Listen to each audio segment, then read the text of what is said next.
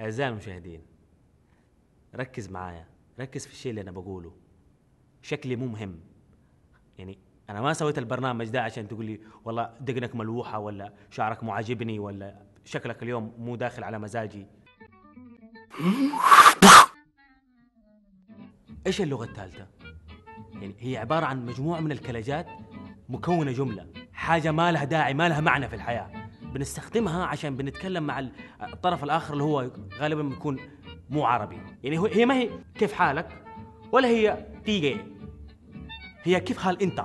فايت قاموس هذه، لا تعلمت لغته ولا اديته فرصة يتعلم لغتك. يجي الغير عربي يجلس عندنا 30 سنة 50 سنة ولسه مو ماسكة معاه اللغة. أغبى مخلوق يسافر أمريكا 3 أسابيع يرجع لنا باراك أوباما. ما عندهم كيف حال أنت بس بالإنجليزي، يو جو كم هير، ما في. يا جماعة ده شكله أردو، في حد يعرف أردو؟ هات. ألو؟ أيوة صديق، مين يبغى أنت؟ أنت في معلوم أردو؟ أنا أكلم أردو دحين، أنت ما في فاهم أردو؟ اللي علمك أردو يا شيخ؟ لا يا سيدي يا حبيبي أبدا، أنت فاهم الموضوع غلط. هذا بس هنا يمشي، وفي النهاية لوحة مكتوب عليها المطعم البخاري الرز المدينة. إيش؟ مو هذا اللي استفدناه من اللغة الثالثة حقتكم. لا ولا جات على كذا كمان، ما شاء الله الدول العربية المجاورة كلها صارت تستخدم اللغة الخنفشارية دي. وهاتك يا عك. ايش هذا يا رجال؟ ما يبغى سوسته مظهر كده. انا تعرف تعمل من سوسته مخفى ولا ما تعرف تعمل سوسته مخفى؟ ما يبغى مظهر كده. انا ما فيش. مو ده كل واحد جاء اضاف كلمة جديدة ومن لهجته في النهاية ما ادري ايش ممكن تصير. ترى اللغة الثالثة دي ترى نذلة، ترى بتحطك في مواقف محرجة اذا انت ما انتبهت. يعني كم مرة تروح يبغى يصلح شاشة، يعرف ولا ما يعرف؟ أمي بس دقيقة عندي زباين أخلص منهم وارجع أكلمك. أصلا الجوال هذا مو حقي، حقت سعد. سعد.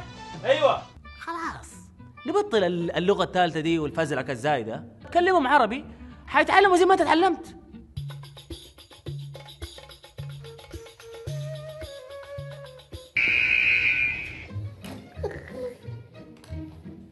أنا آسف بس أنا عاوز أقول لك على حاجة.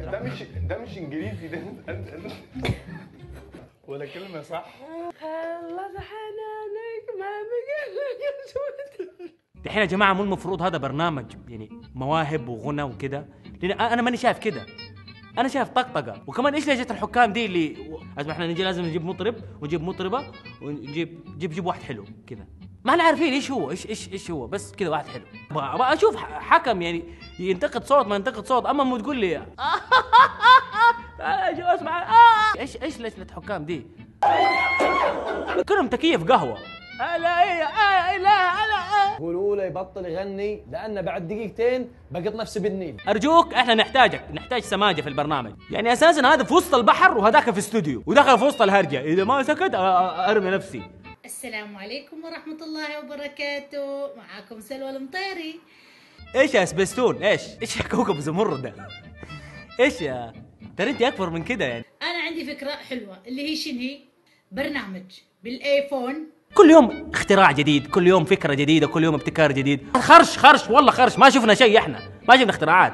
شنو البرنامج هذا؟ تاخذ صورة الشخص وتحطها داخل البرنامج، يصير البرنامج يتحكم بملامح شخص بحيث انه يتجاوب معك. يعني راح يستانسوا عليها المراهقين والشباب. انا احط الشيخ فزاع، اذا ضايقت اي اشتكي له عاد يرد علي ما عليه صبري. الله شو من الدنيا. يوه ايش التبارح ده؟ احترمي عمرك. في تضارب في دماغي انا لما اتفرج على الفيديو. اختراعي يحبوه يناسب الشباب والمراهقين. يعني ما بتلمح انت على اساس ترى انت ما انت واحد منهم. على فكره اسمه ايفون مو ايفون، ترى انت كبيره في العمر. تبي اختراع؟ هذا اختراع. اشتكي له يقول لي معليش منهم. الله يا الدنيا. ادمان الانترنت اتمنى تسوون قبل كل شيء، واول شيء لازم سبسكرايب ولايك. صار معي موقف، دقيت على واحد قلت له الو السلام عليكم كيف حالك؟ تطلع معنا وكذا كذا كذا. قال معليش ما اقدر وهذا. ولا شوف يا ولد على الانترنت يا اذا قعدت على الانترنت ظهرك تصيبوا اللي انتم عارفين، وعيونك يصيبوا ايوه وتسمع والخ. المهم تابعوني.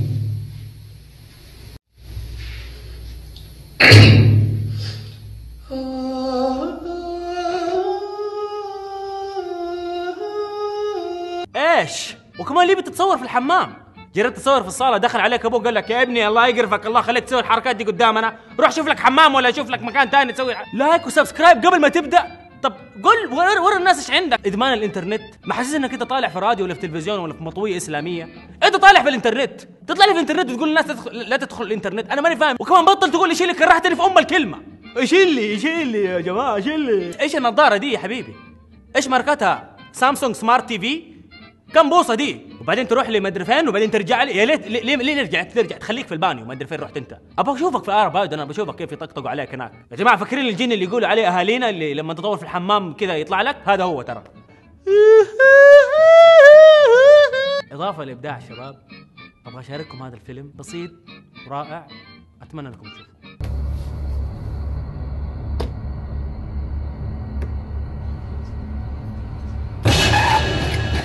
مالك يا في شنو؟ نظارتك لبستها بالمقلوب يا شباب. نهاية الحلقة يا جماعة لا تنسوا سبسكرايب، شوفوا الحلقات اللي فاتت. السلام عليكم.